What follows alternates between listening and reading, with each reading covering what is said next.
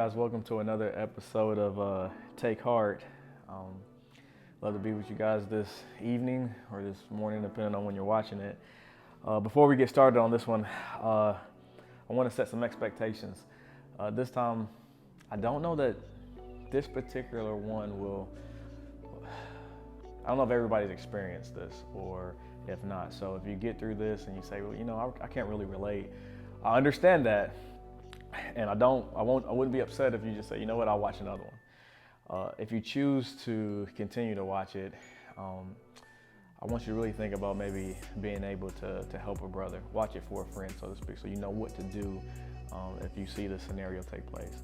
However, if you are a person who can relate to what we're going to be into today, if it's common to you, then I would ask that you hold on and maybe go back and review some of the scriptures to really look into it and say, what can I get from it? I don't know that I'm going to be able to cover it in total, but I want to point you in the right direction. So the goal here is to get you thinking more. Is it for me to preach or even teach? We just want to wrap around a subject that I don't know that,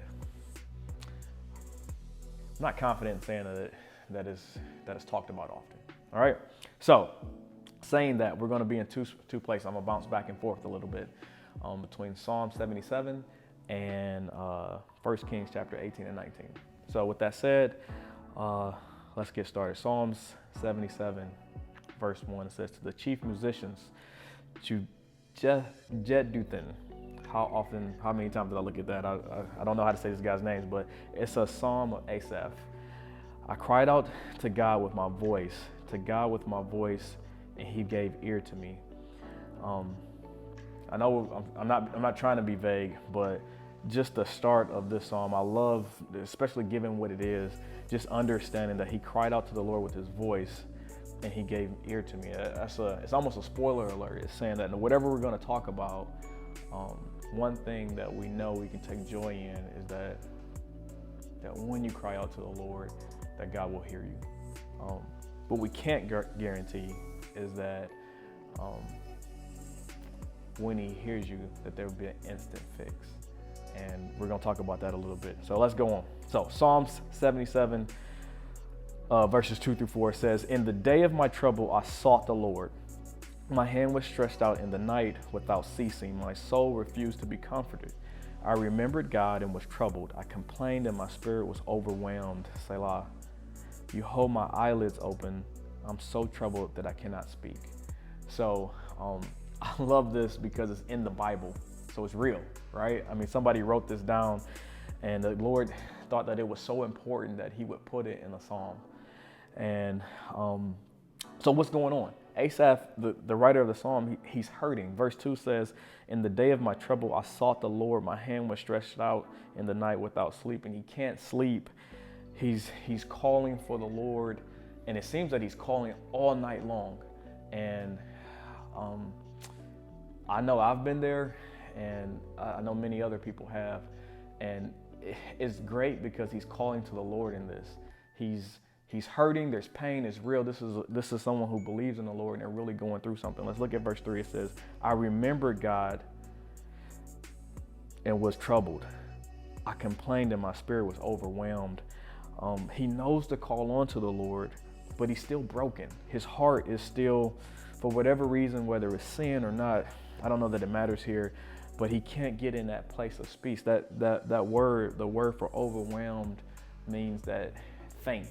It's not overwhelmed like you got so much that you can't stand it anymore, but it's almost that you're hiding, that you're feeble now, that was your defense mechanism has now been broken. Verse 4 says, you hold my eyelids open and I'm so troubled that I cannot speak. Although he's calling out to the Lord, although he's wanting some relief, he's not wanting to be sociable. He's become reserved. He needs to hear from the Lord, but he doesn't feel like whatever's on his heart is weighted on him so much that he can't speak. He's become isolated and reserved. So where is he? Right? So he's called out to the Lord 3 times in verses 2, 3, and 4. He can't sleep. His soul is overwhelmed. He's availed, so to speak. He can't sleep. If we had to put it in one word, we'd say he's depressed. I don't know if I would call it despair, but it may be a little bit of both. But he's not just upset. He's not just angry. He's not just sad. How did he get there? Some would always say, like when you're talking to a buddy, say you've gotten yourself in a place where you're not getting a lot of sleep, that you feel like you're reaching out to the Lord, but you're not getting where you're going. We always say, this is because of sin, right? You have done something bad, turn it over. What did you do, right? Did you steal something? You've been drinking? Did you cheat on your wife or did you cheat on your husband? I always use the guy for that, but it can happen either way.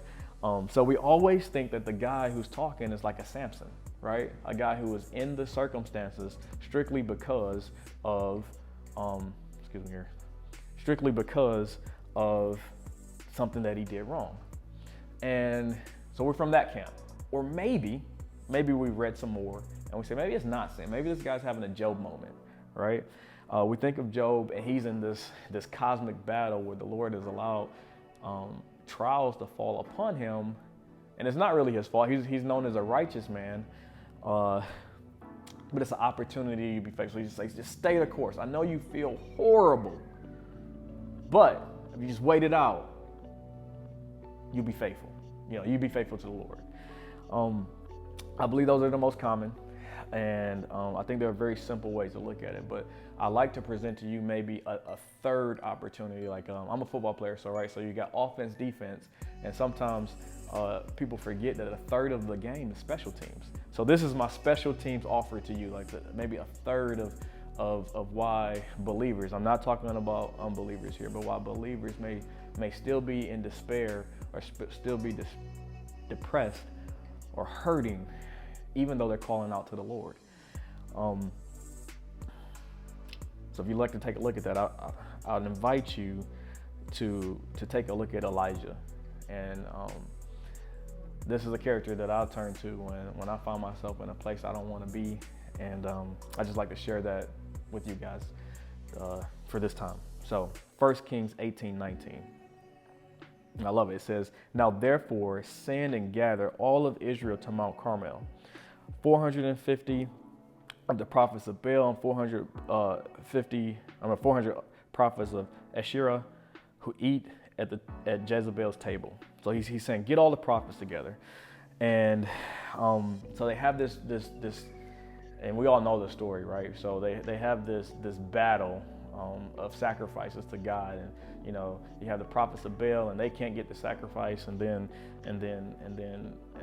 Elijah, he sets his sacrifice. He calls down fire from heaven, and he burns up the wetted sacrifice. He's like, not only did he call down fire from heaven, but he also wet it. So he's like turning water to fire. And so if you skip down from 1 Kings chapter 18, verse 19 to 1 Kings 18, 39 and 40, it says, "Now when all the people saw it, what did they see? They saw the results of his success. They fell on their faces and they said, 'The Lord, he is God. The Lord, he is God.' And Elijah said to them, 'Seize the prophets of Baal. Do not let one of them escape.' So they seized them, and Elijah brought them down to the brook of Kishon and executed them there." So we all know this is a great victory, a great success for Elijah. Everything's great. There's nothing bad to talk about, but then we have chapter 19. So I would ask you to look over at chapter 19 for a second.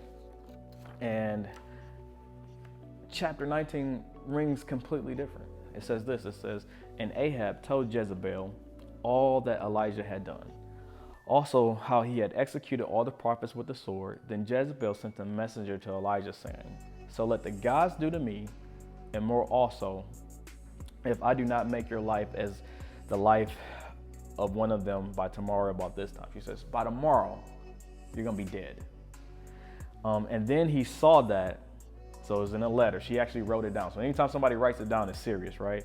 And when he saw that, he rose and ran for his life and went to Beersheba, which belongs to Judah, and left his servant there. But he himself went a day's journey into the wilderness and came out and sat down under a broom tree. and he prayed. Notice that he's not just doing anything, but he's talking to the Lord. And he prayed that he might die and said, "It is enough. Now, Lord, take my life, for I am no better than my fathers." What just happened? Right? You got to sit back and ask yourself. Chapter 18, he's doing what we know is a victory. Like most people say, Elijah is one of the best prophets. He's the most well-known prophet because, I mean, look what he did. Look how he showed who God was at Mount Carmel. But how does he see it? And I need you to go along with me here, because I think we come into the circumstances more often than we thought, and we don't know it. So I think if we're aware of the circumstance, it might help us defeat it a little better. So how does he see it? He understands that he followed the will of the Lord. He just called fire to rain down from heaven. Now, the Lord working through him, but he's the vessel, right? He killed at least 450 people. And in between there, I didn't mention, he ended the drought. So with all of these things that the Lord has asked him to do, this is his best shot. Elijah has done the very best that he could, put his best foot forward. I mean, he's killed people, he's changed the weather, he's causing fire to rain. I mean, he's a superhero, and it didn't work, right? When he's done, Jezebel still wants to kill him. So when he says that he prayed that he might die, it's enough. Now, Lord, take my life, for I'm no better than my fathers. I don't know that, I've heard a lot of people say that it's out of pride. I don't think that's the case. I think what he's looking at, he's saying, Lord, I thought this was it. His idea, his perspective for the plan that God had in his life, he was all in. And when it didn't turn out the way that he wanted it to, or the way that he truly believed, he fell into a little bit of depression. He felt like he failed. He says, when someone says that, take my life, he's feeling worthless. But not only that, but he's saying that, Lord, I thought we had something special. I'm no different than my fathers. I thought that what we had done to make a change was going to be effective. And now I'm in a point where I'm questioning that. I'm questioning what you called me to do, if I'm really the guy for it. Maybe it's my sin, maybe it's my inabilities, but he starts to look at himself and says, Lord, I'm not worth it. Get another guy, right? I'm no different than the failures in the past. I'm no different than what's going on. So how can we relate, right? I mean, I'm not Elijah, you're not Elijah, but how can you relate? And I would say that this happens to us when our plan for the Lord, or what the Lord has for us, what we think the Lord has called us to do, when that goes south, or when we're sure that we absolutely know that he wants us to do this one thing, and we put all our chips into it, we put all our faith into it, and it doesn't go our way. Let me give you some examples. So, a promotion at work, right? You've been diligent on a job, you've worked for years and years and years, giving your life to the company, been an excellent representative for Christ on the job, and you don't get the promotion, right? And it could be either way. It could be because they find somebody better, or maybe even you sinned and that you just fell short.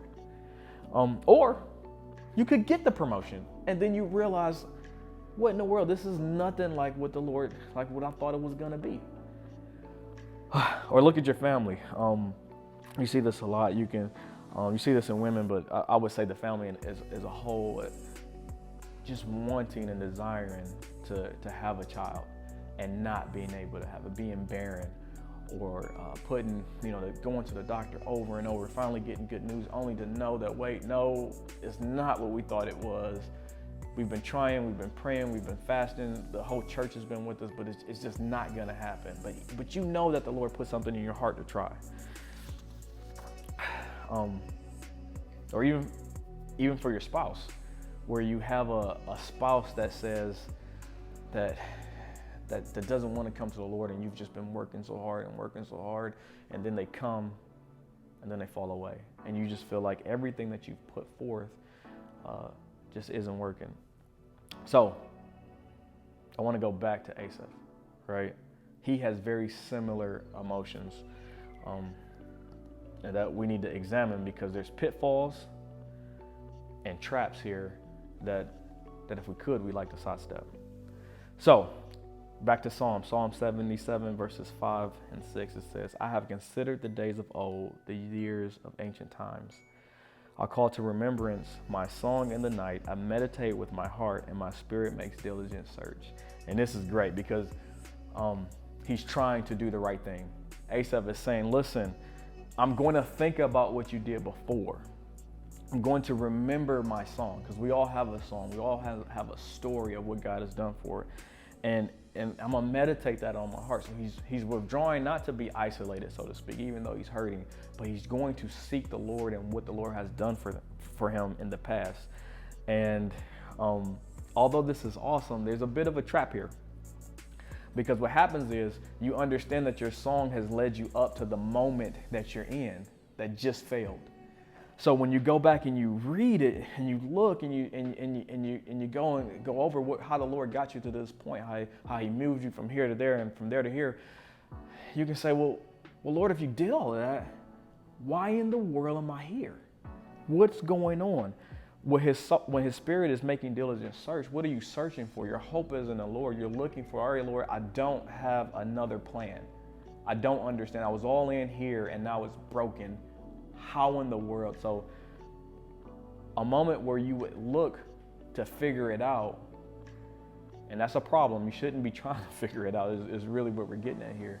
But as you try to figure it out and you don't find the answers, it can lead you straight into Psalms 77, verse 7 and 8. Let's read those for it. It says, will the Lord cast off forever? And will he be favorable no more? Has his mercy ceased forever? Has his promises failed forevermore? Has God forgotten to be gracious? Has his anger shut up his tender mercies? Salah. So when he goes back and looks at the story, whatever predicament it is seems so permanent now that he's saying, Lord, you got me all the way here. I think of Samson when after I think it's with the donkey's jawbone, he kills like 1,000 people or 10,000 people or some ridiculous number of folk. And then he gets thirsty in the wilderness. He says, Lord, I just killed all these people. Am I going to die of thirst? Is that really what's going to happen? This is a pivotal moment, because your first attempt to seek the Lord, right or wrong, didn't work. So now you have the opportunity to feel abandoned, betrayed, feel that you're a failure, feel even more worthless than you might have to start. That somehow what you've put your heart into, which was really God's plan and maybe not so much God, has fallen apart. And I've seen at least the opportunity to binge sin, right? And what I mean by that is like you're an alcoholic that you say, you know what, I don't know what to do. I'm going to drink the weekend away, or I'm going to eat the weekend away, or I'm going to be a jerk until I figure it out. But it doesn't help. It doesn't bring you to a point of joy, not quite yet. There's still some work to be done here, because this isn't an easy thing to shake. But at this point, you lost your guard. Now you're vulnerable, right? You're questioning the Lord's faithfulness to you. You don't feel like you've been adequate to pursue God's plans. So the real question is, where do you go from here? So what's the fix, right? We've talked about it. We understand that as Christians that there's opportunity when we get too strung out on the works that it takes to satisfy God, which is completely wrong, that we can lose. But how do we fix it? That's the real point, right? What do we have to do to fix it? Because one, at this point, you don't want to talk to anybody else. Elijah is in the wilderness. At one point, he's one day's journey, and sooner he gets even further, and he finds himself in a cave. Samson is in usually, I think he's in jail, and he's at the grinding wheel, and just more characters. Job would be alone, cutting his sores. Jonah would be in the belly of the whale, right? So this isn't a place where you're like, it's phone in a friend. And let's see what Asaph has to say. All right, so Psalm 77, verses 7 and 8. Verse 10. And I said, this in my anguish. Get that, right? He's angry. He wrote it down. He's not happy about the situation. He says, but I will remember the years of the right hand of the Most High. I remember the works of the Lord. Surely I remember your wonders of old. So on my notes, I have this highlighted, your wonders. So I love this verse too. I love the whole Psalms. It's not my favorite Psalms, but it's up there. So first, I love it that it's okay to be here, right? Because we like to pretend that we're not here when we are, right? Every prayer doesn't have to be, it's okay to come to the Lord when you're anguished, right? In your rawness. But also you see here is a pretty significant change in perspective. If you go back and look at everything else that I've read so far, there's been a lot of I in it, right? And it's really the help or my involvement with God. But when you get to a place where you're falling on your face, you need to remember His hand. You need to remember His wonders and not your own. God is so big that we think that He's lost the details, when it's pretty clear when we read the scriptures that he hasn't. Let's look at verse 12. So not only will he call out in his anger and remember the works of the Lord, but verse 12 says this. He says, I will also meditate on your work and talk of your deeds. Your way, O God, is a sanctuary. Who is as great as our God? You are the God who does wonders. You have declared your strength among the peoples. You have with your arm, and that arm is an arm of strength. So he's saying that with your strength, redeemed your people, the sons of Jacob and of Joseph, Selah. So here he's specific. So it's two things here. Consistency. It won't happen tonight, right? If you find yourself in a place tonight where you feel like you're so angry, you're so upset that you feel abandoned. I don't know that you stay up all night and you seek the Lord and then tomorrow you're better.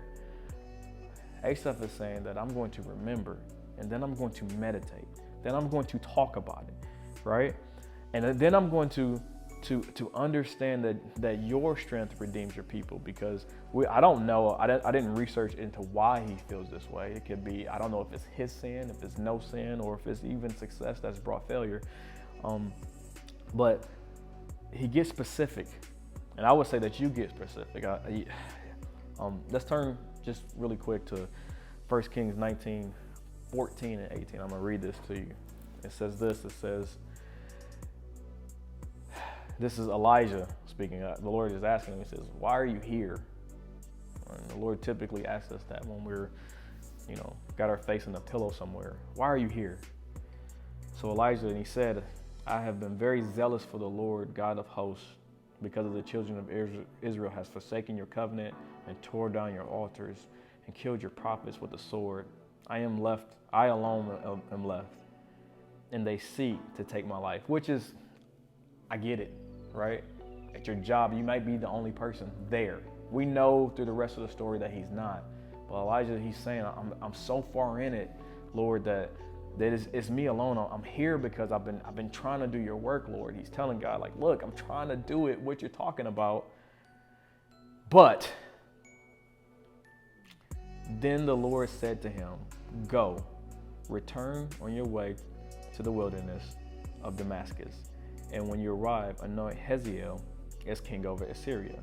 Also, you should anoint Jehu, the son of Nimshi, as king over Israel, and Elisha, the son of Shaphat of Abel Mahalah, you shall anoint as prophet in your place.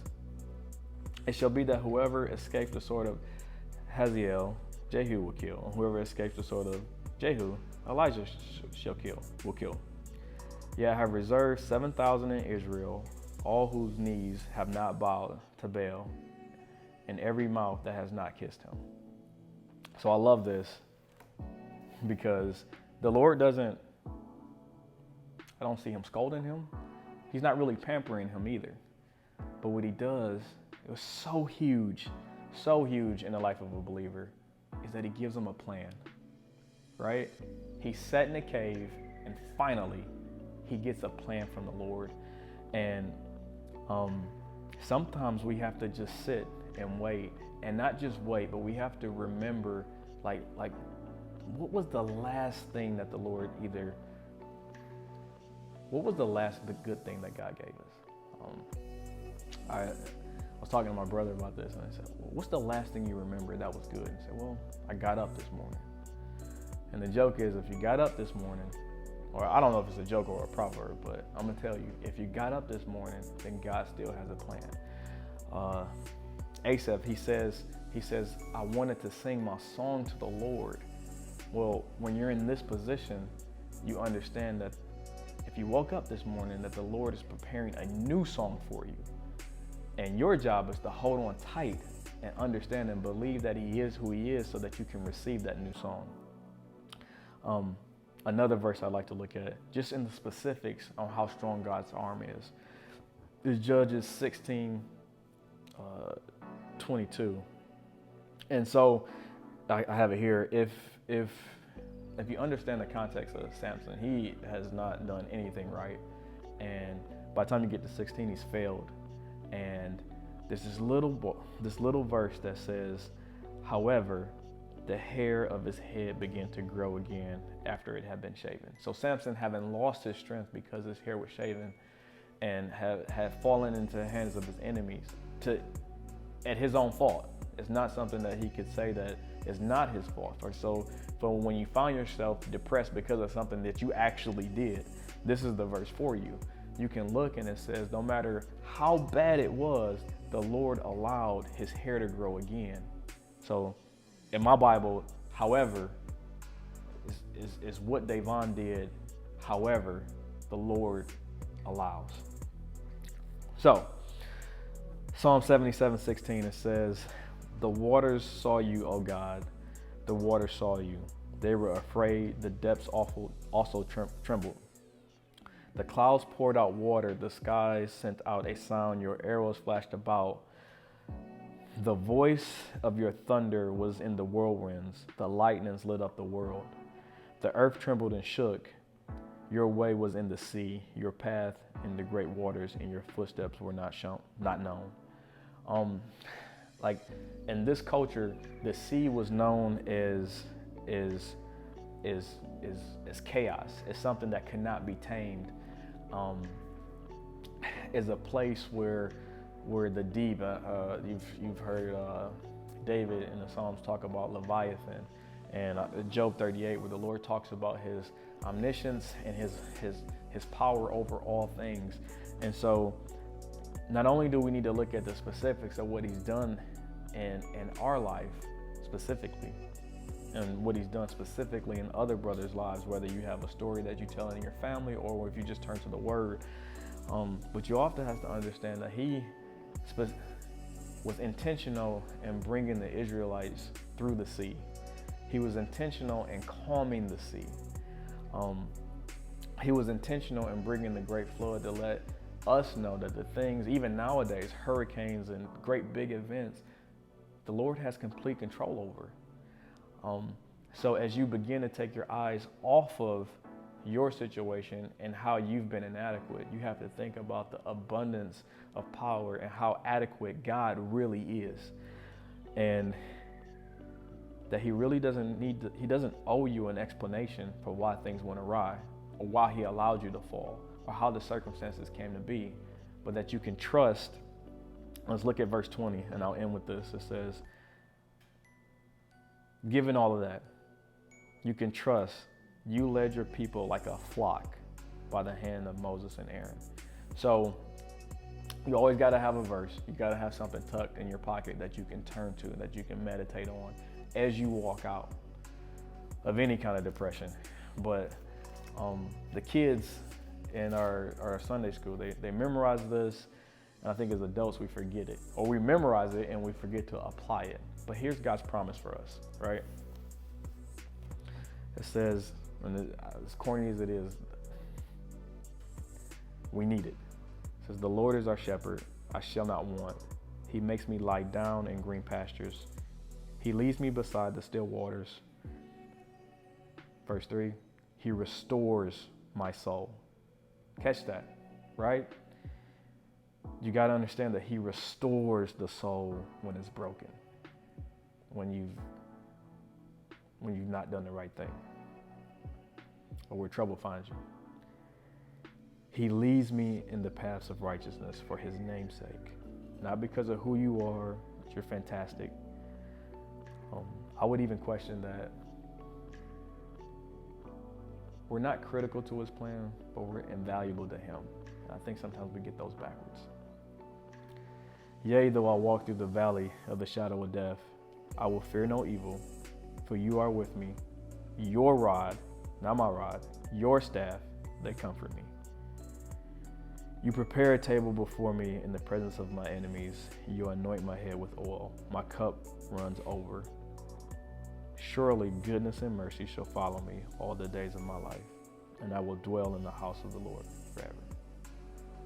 So you hold on to that and you pull it out when you need it. For those of you who don't need it, God bless you. But for those of you who do, take some time to be with the Lord and find your own Psalms that put in your pocket the promises of God of what he can do and in his authority. And his armor is never short. So, amen. God bless. And I hope to hear from you guys or see you guys next week.